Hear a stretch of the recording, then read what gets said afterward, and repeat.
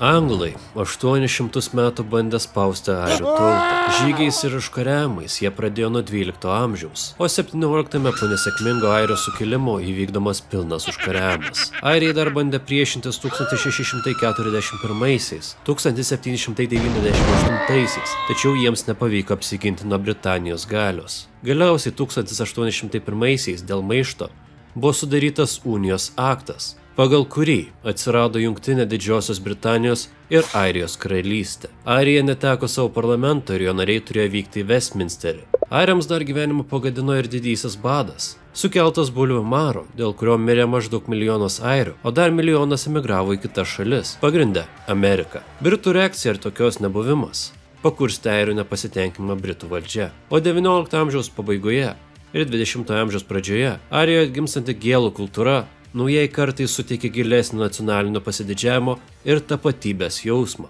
Šiuo laikotarpiu taip pat prasidėjo Airijos parlamentinės partijos vadovaujamas judėjimas, kuriuo siekta taikiomis ir konstitucinėmis priemonėmis įvykdyti Airijos decentralizaciją. Po dviejų nesėkmingų parlamento pralaimėjimų 1886 ir 93 ši politika, vadinama Home Rule arba savivalda, 1912 pasiekė sėkmės slenkstį. 1914 Westminsteris priėmė įstatymą dėl Airijos savivaldos teisės Home Rule, kuris reiškia, kad Airija vėl įsteigs savo parlamentą, tai ko ji neteko 1801 priėmus Unijos aktą. Unionistai, dažniausiai protestantai, kilę iš tų, kurie buvo importuoti vietoj maištingojo grafo Tirono, Elžbietos I laikais ir tolesnės imigracijos po Anglijos pilietinio karo palikuonis, norėjo tolesnio šalies valdymo iš Westminsterio ir griežtai pasisakė prieš Home Rule kaip nelojalumą Didžiajai Britanijai ir laikė įstatymo projektą grėsme, galinčią lemti nacionalistų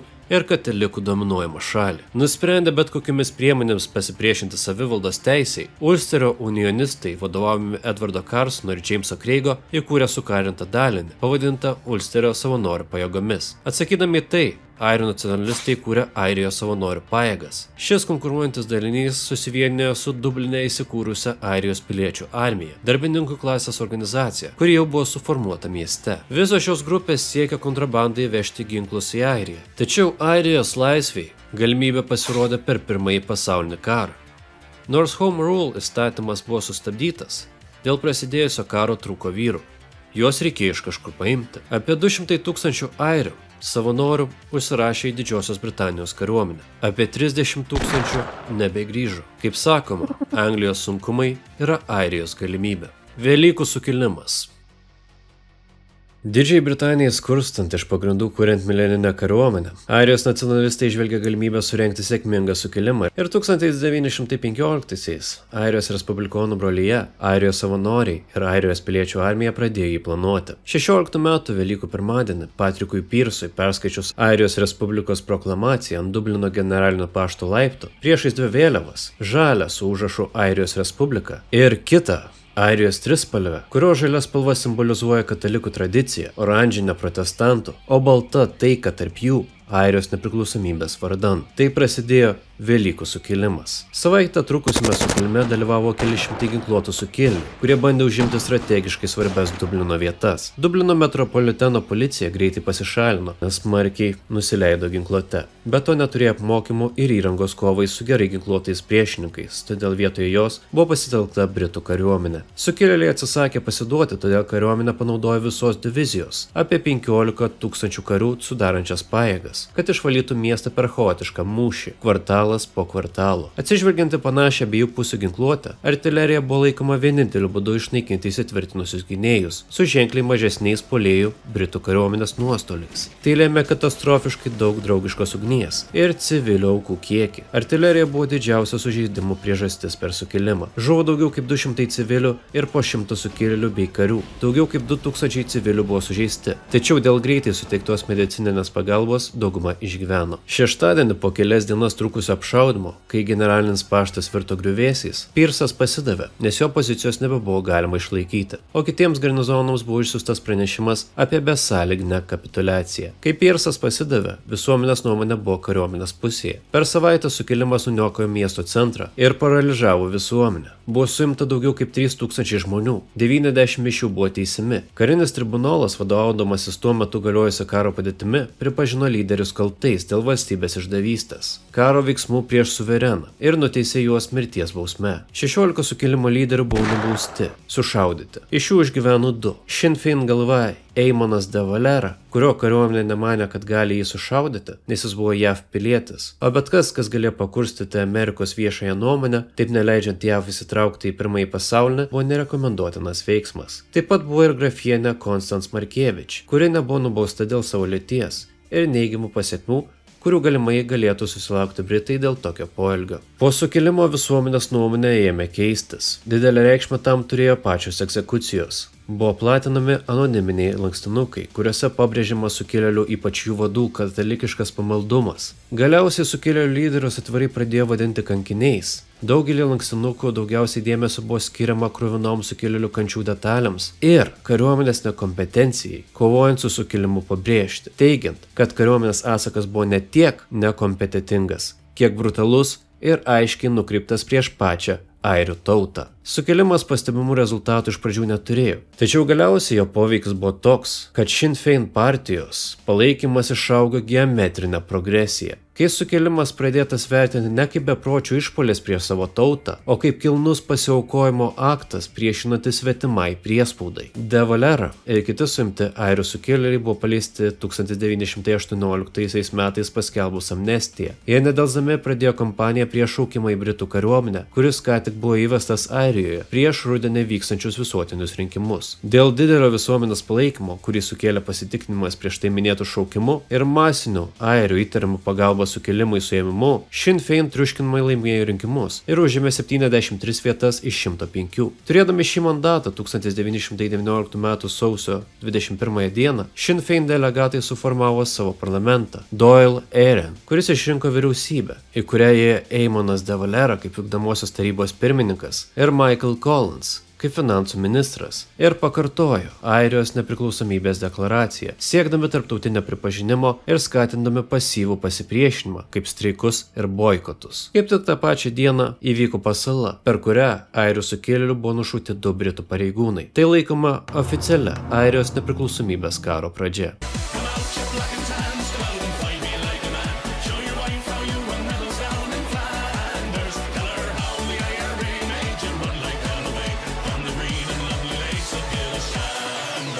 1919-aisiais iš visų Airijos nepriklausomybės judėjimų susikūrė naujas Airijos Respublikonų armija, trumpai IRA. Iš pradžių konfliktas apsiribojo nedideliais vietinio masto policijos ir kareivinių užpuolimais. Airijos Respublikonų armija, turėdama tik kelius tūkstančius karių ir beviltiškai stokojantis ginklų bei amunicijos, negalėjo rizikuoti pradėti tokio atviro karo, koks buvo bandoma 16-aisiais. Vietoj to jie griebėsi partizaninės šauk ir bėk taktikos. Vietos lygmeniu jie organizavo savo pajėgas į mažas ir labai nepriklausomas grupės. Šie būriai rengė pasalas ir nužudymus. Pirmaisiais karo mėnesiais smurtas buvo pavienis, aukų buvo nedaug. Tačiau palaipsniui Britų vyriausybė ėmėsi agresyviau kovoti su IRA, konflikto mastas vis didėjo, padažnėjo pareigūnų ir karininkų nužudymų, smurto aktų prieš probritiškai nusiteikusius Airijos piliečius, todėl Britanijos vyriausybė ėmėsi vis griežtesnių represijų. Šimtai Airijos piliečių buvo sumušti, suimti ir nužudyti be teismo. Ypač nevykęs pasirodė sprendimas įdarbinti Pirmojo pasaulinio karo veteranus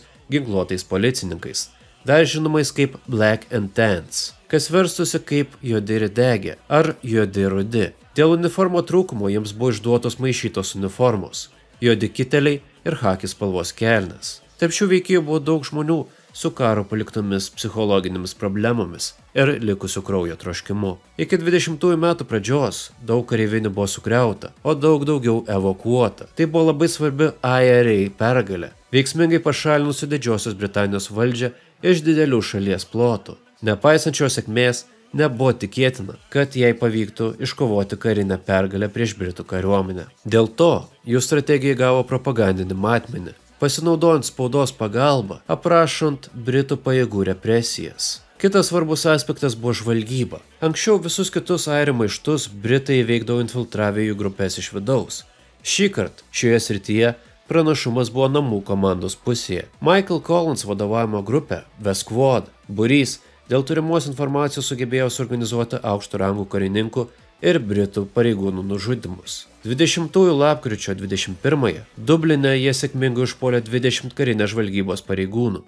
14 jų žuvo ir 6 buvo sužeisti. Ta pačia popietę Croke Park futbolo aikštėje įvyko žudynės, per kurias sukarinta britų policija apšaudė minią, nužudydama 14 žmonių ir sužeisdama daugiau kaip 60. Po šių įvykių Britai visoje pietvakarių Airijos dalyje paskelbė karo padėtį ir patvirtino oficialių represijų programą. Kariuomeniai taip pat buvo suteiktas didesnis vaidmuo. Jie rengė operacijas kaimuose ir kitose vietose, kur buvo labai populiarus IRA. Atsakydama į tai, IRA vykdė vis žiauresnius ir platesnio masto užpuolimus. Pirmoje 21 metų pusėje konfliktas pasiekė kruviną kulminaciją, o 21 birželį Didžioji Britanija, nematydama pergalės tolimesnėje perspektyvoje, paskelbė paliaubas ir prasidėjo taikos derybos. Britų ir airių atstovai Londone susitiko aptarti derybų sutarties dėl didesnių teisių ir autonomijos Airijai sąlygų. Po ilgų ginčų, kai Didžioji Britanija atsisakė suteikti visišką nepriklausomybę, buvo susitarta dėl kompromiso. Airija taps savivaldžia dominija panašiai į Kanadą ar Australiją, pavadinta Airijos laisvąja valstybė Irish Free State su Didžiosios Britanijos generalgubernatoriumi. Iš Airijos laisvosios valstybės teritorijos pasitraukė visi britų kariai, išskyrus tam tikrus uostus. Tačiau 6 grafystėms, kuriuose daugumą gyventojų sudarė protestantai, buvo leista atsisakyti prisijungti prie laisvosios Airijos valstybės, jei jos to norėtų, ir likti Didžiosios Britanijos dalimi, ką jos iš karto ir padarė. Taip gimė Šiaurės Airija. Šią provinciją ypač unionistai dažnai netiksliai vadina Ulsteriu, nors istorinėje provincijoje buvo 9 grafystės. Tačiau 3 iš jų, kuriuose daugumą sudarė katalikai, Donegalas, Monaganas ir Kavanas, tapo Airijos laisvosios valstybės dalimi. 21 gruodžio 6 buvo pasirašyta sutartis. Karas nusinešė daugiau kaip 1400 gyvybių, įskaitant daugiau kaip 600 britų saugumo pajėgų ir daugiau kaip 700 civilių ir IRA narių. Bet tuo viskas nesibaigė. Dėl dominijos, kaip ir liūdna, ne respublika. Sutartis įteisins naują laisvą Airijos valstybę. Ji kontroliuos muitinę, jos tarifus ir ekonominę politiką. Bet nemažą dalį supykdė dalykas su Šiaurės Airija ir ypatingai ši dalis. Naujoji valstybė priklausys Britų imperijai kaip dominija. Naujojo parlamento nariai prisieks ištikimybę. Matai? Puikiai naujiena, sako karalius. Kokią taiką galima pasiekti su karalium? Jie pasuko klaidingo keliu. Aš neturiu jokio suknisto karaliaus, tegul eina jis šiek. Ką? Jokių būdų. Ar mes už tai kariavom? Ar dėl to liejom kraują? Tu ką tik nužudėjai 2 savo tautiečius airius. Pasakykite tai savo berniukams prie aukščiausiojo teismo. Kaip jautiesi nužudęs airius už šią apsireptuvę? Eime. Sutartis kaip reikalas suskaldė Airijos nacionalistus, įskaitant IRA narius, kurių viena pusė vadovavimo Eimono de Valeros ją laikė išdavyste, nes dalis Airijos liko Britų rankose, kur katalikai buvo persekiojami protestantų smurto. Michaelas Collinsas vadovavo sutarties frakcijai ir laikė ją tik laipteliu į nepriklausomą suvienytą Airiją. Jis taip pat gabeno ginklus į Šiaurės Airiją, kad jos gyventojai galėtų apsiginti, ir tapo vyriausiųjų Airijos laisvosios valstybės armijos sudarytos iš jį palaikančių IRA karių vadu. Vyriausybės pajėgos tapo žinomos kaip nacionalinė armija. 22 birželio 22 Londone 2 Airijos respublikonų armijos savanoriai nužudė serą Henry Hughes Wilson prie jo namų. Tai supykdė Winstoną Churchillį, kuris liepė pašalinti nužudymo užsakovus iš Four Courts, aukščiausiųjų teismų pastato, kurį Dubline jie buvo užėmę. Jeigu Collinsas nieko nedarys, Churchillis pažadėjo atsiimti Dubliną jėga ir vėl įvesti Didžiosios Britanijos kariuomenę. Sero žudikai buvo pakarti Londone.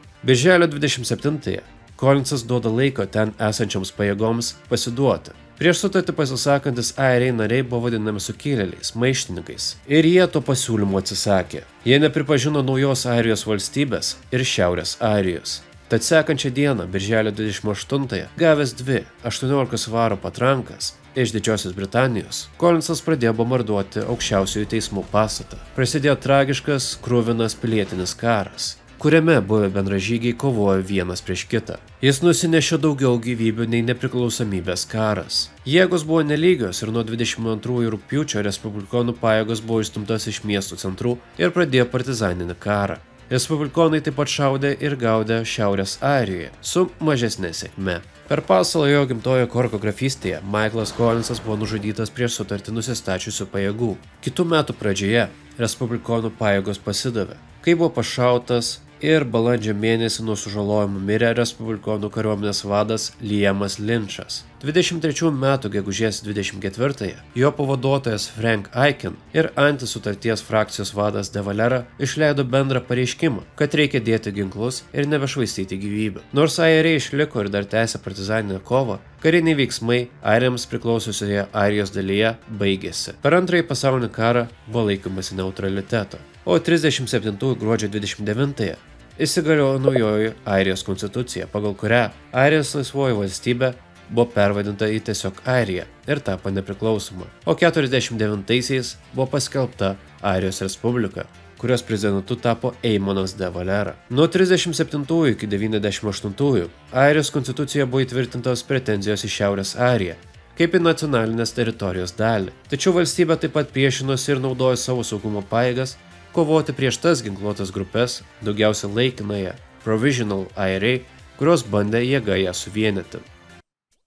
Nors reikalai kaip ir nurimo Airijos Respublikoje, tačiau judesiukas tęsiasi Šiaurės Airijoje, kuria be Britų ir Airių Respublikonų armijos taip pat buvo ir daugybė skirtingų aktyvių vietinių sukarintų grupuočių. Britai turėjo tokį keistą įprotį dalykus švelninti ir panašiu metu vykęs partizaninis karas prieš Britus Malaizijoje pagal juos vadinosi The Emergency, neįprastoji padėtis. Karinį konfliktą Šiaurės Airijoje vadino The Troubles, kas verčiasi kaip bėdos arba tiesiog neramumai, kurie plėtėsi ne tik į Airiją, bet ir į Didžiąją Britaniją. Airijos Respublika ir jos kariuomenė šiame konflikte nedalyvavo.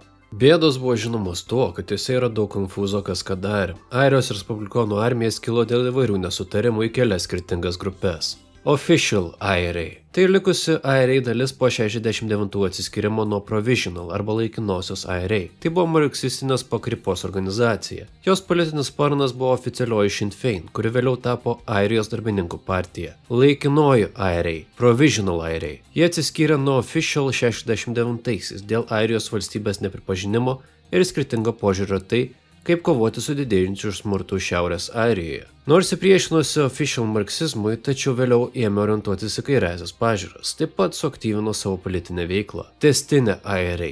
Continuity IRA. Jie atsiskyrė nuo Provisional 86-aisiais, nes pastaroji nutraukė nepripažinimo politiką. Tai pripažindama Airijos Respublikos valdžią. Ir pavadinimas reiškia tai, kad jie tęsė veiklą nuo 23 metų, kai IRA pralaimėjo pilietinį karą ir nepripažino tiek Airijos Respublikos, tiek ir Šiaurės Airijos. Tikroji IRA.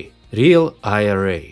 97-aisiais nuo Provisional skilusi grupuotė, kurią sudarė nariai nepritarinti Šiaurės Airijos taikos procesui. Prie visų šitų veikėjų buvo jų priešininkai lojalistai, žmogeliukai, kurie teroristiniais metodais norėjo išlikti Didžiosios Britanijos sudėtyje. Didžiausias lojalistų sukarintos grupuotės per visą neramumų laikotarpį buvo Ulsterio gynybos asociacija UDA ir Ulsterio savanorių pajėgos UVF. Ir jos tebėra didžiausios veikiančios grupuotės, kurios taikos metu organizuoja riaušes, prekybą narkotikais ir prostituciją. Reikia pasakyti, kad ir įvairios IRA markės tuo užsiema ir dabar. Ir šios grupės yra konkurentės viena kitai. Bet svarbiausias klausimas yra, kaip po velnių viskas prasidėjo. 69 metais katalikai aktyviai įsitraukė pilietinių teisių judėjimą, kurį iš dalies įkvėpė prieš kelius metus už Atlanto įvykęs judėjimas, kadangi katalikai jautėsi diskriminuojami įstatymų, kurie teikė lengvatų protestantams. Jie suplanavo savo eitynes 69 metų rugpjūčio 12. Tuo pat metu lojalistų ordinas Apprentice Boys of Derry planavo kontrmaršą tą pačią dieną ir tuo pačiu maršrutu, kaip ir pilietinių teisių aktyvistai. Viskas įvyko kaip ir tikėtasi. Pirmieji, kuriems buvo įsakyta nežygiuoti, vis tiek žygiavo ir buvo užpulti lojalistų policijos. Oranžinio ordino eitynes taip pat užpuolė airių nacionalistai. Po to atvyko policija, kuri dar labiau pakurstė minią. Įsiutę katalikai ėmė žygiuoti ir protestuoti, ir vėl buvo užpuldinėjami, tačiau daugelis unionistų pilietinių teisių judėjimą laikė IRA priedangą, pabrėždami, kad jis buvo pradėtas organizuoti IRA lyderio siūlymų, agitavo tik už nacionalistų reikalus ir jame buvo daug IRA narių, kurie agitavo už IRA, bet ne lojalistų kalinių paleidimą, ir niekada nekovojo prieš IRA smurtą. Atsakydamas į šios protestus, greičiausiai dėl pasipiktinusio Londono raginimų, Belfastas pažadėjo plataus masto reformas. Tačiau nenorėdami nieko vykdyti, užsakė Britų kariuomenę įvesti tvarką. Tai padarė daugiau žalos nei naudos. IRA, kuri buvo tik nedidelė grupuotė, skraidė gandus, kad kariuomenė sąmokslauja su lojalistais, o lojalistų sukarintus grupuotės bijojo prarasti savo privilegijas. Kraštutinių pažiūrų respublikonams pats Britų kariuomenės buvimas buvo net leistinas.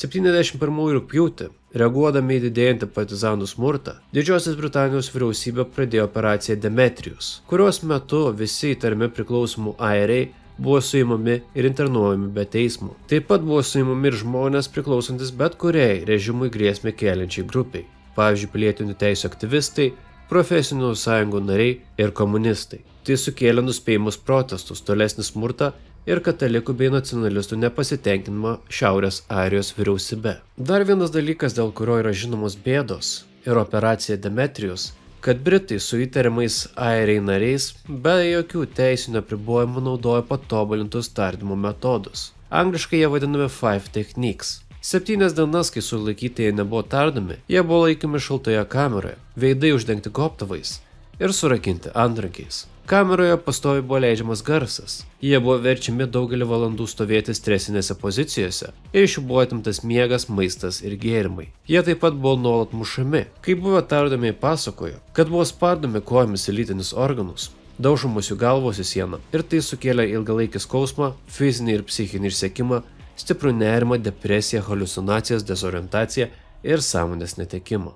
Tokie Britų veiksmai dar labiau sukėlė nepasitenkinimą. Ir galiausiai taškas buvo pasiektas vieną sekmadienį. 72 sausio 30-ąją parašiutininkų pulkas Derio mieste apšaudė vyrą, kurį laikė sprogdintoju. Tas vyras išgyveno, o netoliuose buvę airiai šauliai apšaudė kariuomenę, kuri atsišaudė. Iš viso žuvo 14 žmonių ir tai buvo pavadinta kruvinuoju sekmadieniu. Tamsiausia konflikto valanda ir juodžiausia Didžiosios Britanijos ginkluotojų pajėgų dėmė. Daugelis aukų buvo nušautos bėgančios nuo karių, o kai kurios bandydamos padėti sužeistiesiems. Visi patekę į ugnį buvo airių katalikai. Kruvinasis sekmadienis laikomas vienu svarbiausių neramumų įvykių, nes visuomenės ir spaudos akivaizdoje valstybės pajėgos nužudė tiek daug civilių. Tai buvo tuo metu didžiausias nužudytų žmonių skaičius per dieną ir laikomas didžiausiu Britų kariuomenės vykdytų nusikaltimų Šiaurės Airijos istorijoje. Kruvinasis sekmadienis pakurstė katalikų ir airių nacionalistų priešiškumą Britų kariuomeniai ir paaštrino konfliktą. Padidėjo parama Provisional IRA ir į šią organizaciją sparčiai verbuojami nauji nariai, ypač vietiniai iš Derio.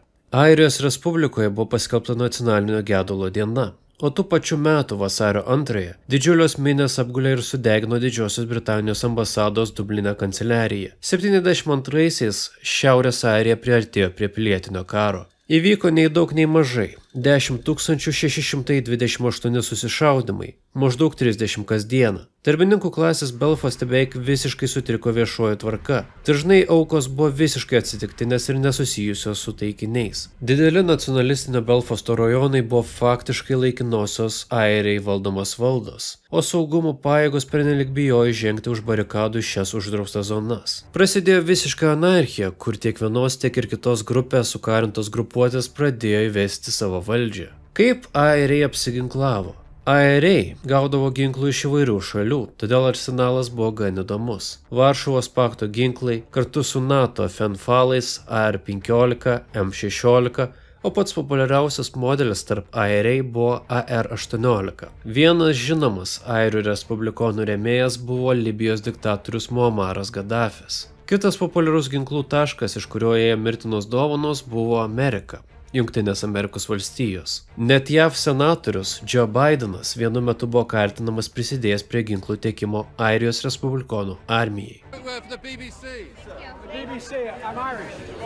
Taip pat buvo senas geras Pirmojo ir Antrojo pasaulinių karų arsenalas, tokie ginklai kaip Thompsonai ir Lee Enfieldai. Vienu metu respublikonų armija sugebėjo susiveikti Baretu, ir su 50 kalibro kulka buvo kliudytas vieno karininko šalmas, kuriam pavyko išgyventi be didesnių sužalojimų. Snaiperiai, kaip teigiama, nužudė apie 7 Britų policininkus ir karius. Jų priešininkai UVF ir UDF, Ulsterio gynybos ir savanorių pajėgos, pradžioje turėjo kuklesnį arsenalą, pirmojo pasaulinio karo šautuvus ir revolverius. Tačiau būdami vietiniai, jie žinojo, kur yra Britų ginklų saugyklos ir pažinojo ten buvusius žmonės. Ir taip netyčia automatai kažkaip iš sandėlių atsirasdavo jų rankose. Abi teroristinių organizacijų pusės naudojo ir namų gamybos ginklus. Konfliktui einant tolyn, IRA ir jos versijos bei UDA ir UDF tapo vis kraštutinesnės. Kai kurie IRA padaliniai ėmė šaudyti ir bombarduoti civilius Britanijoje, o lojalistai padedami kariuomenės žvalgybos padalinio, vadinamo FRU, pradėjo žudynių kampaniją,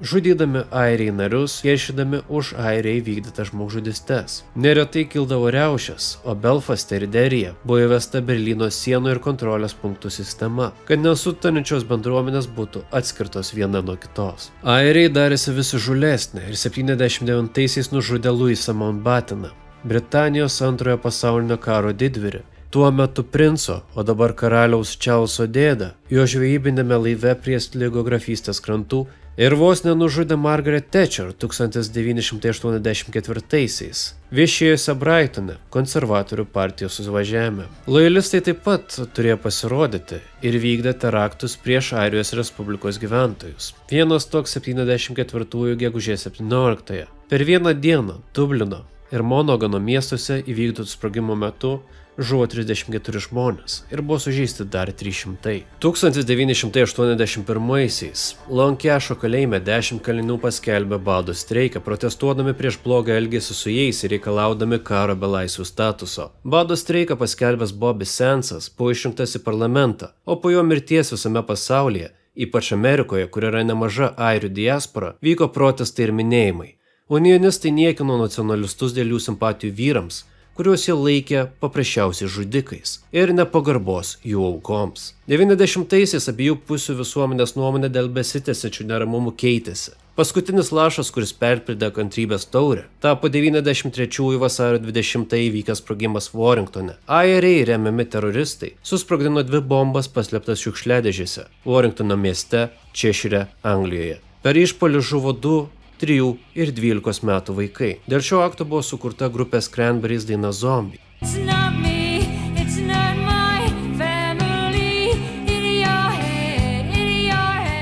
Ir nors iš karto po to įvykio buvo surengtos lojalistų represijos, tuo metu abi pusės jau buvo nusprendusios, kad užteks nesąmonių ir laikas baigti karą. Nes pasibaigus šaltajam karui, IRA neteko savo rėmėjų Libijoje. Ir 97 Liepą laikinoji Provisional IRA paskelbė paliaubas. Sinn Féin buvo įtraukta į taikos derybas, o 98 balandį buvo sudarytas Didžiojo penktadienio susitarimas, pagal kurį karinės grupės nusiginklavo, buvo paleisti kaliniai. Tačiau Real IRA grupė, reaguodama į šį susitarimą ir nesutikdama su juo, įvykdė sprogdinimą Oma mieste, kuriame sprogus raudonam automobiliui žuvo 29 žmonės ir virš 300 buvo sužeisti. Tačiau po to, susitūrusi su vietiniu, nacionaliniu ir tarptautiniu pasipiktinimu ir pasmerkimu, ji paneigė, kad sprogdinant bombą buvo siekiama civilių aukų, o vėliau atsiprašė ir netrukus pati paskelbė paliaubas. 98-aisiais Stormonte buvo pasirašytas Didžiojo penktadienio susitarimas ir įsteigta decentralizuota Šiaurės Airijos administracija, kurioje respublikonai ir unionistai savo nesutarimus galėjo spręsti prie balsadėžių. Antiteroristiniams užduotims vykdyti dislokuoti Didžiosios Britanijos kariai paliko Airiją. O 2005-aisiais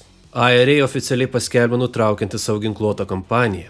Tais pačiais metais atidavė ginklus ir nutraukė veiksmus. Tony Blairo vyriausybė sutiko atlikti kruvinojo sekmadienio tyrimą. Didžiausias ir brangiausiai kainavęs tyrimas visos Didžiosios Britanijos teisės istorijoje. Jis buvo atliktas 2010-aisiais ir jo galutinis verdiktas skelbė, kad desantininkai įžengdami į respublikonų teritoriją Londoneryje nevykdė įsakymų ir atidengdami ugnį elgėsi neteisėtai. Tačiau taip pat buvo nebejotinai nustatyta, kad Boxite buvo daug ginkluotų IRA narių, iš kurių keli pripažino šaudę į karius. Davidas Cameronas Didžiosios Britanijos vyriausybės vardu oficialiai atsiprašė, o respublikonų minios Deryje jam plojo. Nors bėdos buvo pilnos smurto, bombardavimų, susišaudimų ir nužudimų, tačiau tai buvo mažo intensyvumo karinis konfliktas, kuriame oficialiai suskaičiuoti 3526 žuvusieji. Dar 719 britų karių žuvo ne mūšių metu. Iš viso buvo apie 4245 aukos. Vis dėlto, Šiaurės Airijos bėdos. Tuo metu Europoje nebuvo kažko ypatingas konfliktas, nes Vokietijoje, Italijoje, Ispanijoje ir Prancūzijoje taip pat klestėjo įvairios ideologinės pakraipos teroristinės organizacijos, kurios turėjo galingesnę PR mašiną. Ta pasakius, pasibaigus konfliktui, visos sukarintos grupės tapo organizuotos nusikalstamos organizacijos. Ir jų įgūdžiai kontrabandą pervežti ginklus pasitarnavo narkotikų prekyboje, prostitucijos organizavime ir kitose smagiose dalykuose. Po taikos susitarimų, kai kurios grupės, kurios net ir priklausė tai pačiai komandai, pradėjo konfliktuoti dėl teritorijos. Tačiau nenorėdamos patraukti dėmesį į save, dabar naudoja subtilesnius metodus. 98-aisiais Konstitucijos 2 ir 3 straipsniai buvo performuluoti, siekiant panaikinti pretenzijas dėl visos salos ir pripažinti, kad vieninga Airija gali būti sukurta tik taikiomis priemonėmis, gavus demokratiškai išreikštą abiejų salos šalių daugumos sutikimą. Ir tada įvyko Brexit, dėl kurio Šiaurės Airijoje įsiplėskė politiniai protestai, nes unionistai labai nepatenkinti tuo, ką jie laiko siena Airijos jūroje – Irish Sea Border. Kad ir kaip bebūtų keista, bet visai nesenai, tai yra 2022-aisiais, Šiaurės Airijoje buvo išrinkta nacionalistų partija Sinn Féin. O tai būtų ne tik pirmas kartas nuo 1922, kai ta pati partija abiejose Airijose surinko daugiausiai balsų, bet ir pirmas kartas Šiaurės Airijos istorijoje, kai nacionalistinė partija gauna daugumą parlamento vietų. Nuo 2024-ųjų Michelle O'Neill yra pirmoji Airijos nacionalistė, Šiaurės Airijos ministrė pirmininkė. Taigi yra galimybių, kad Šiaurės Airijos kažkada ateityje nebebus. Ir bus tik viena Airija. Arba kaip airiai sako ir rašo 26+6 = 1. Ačiū, kad žiūrėjote, su jumis buvo Šnuelis ir iki kito karto.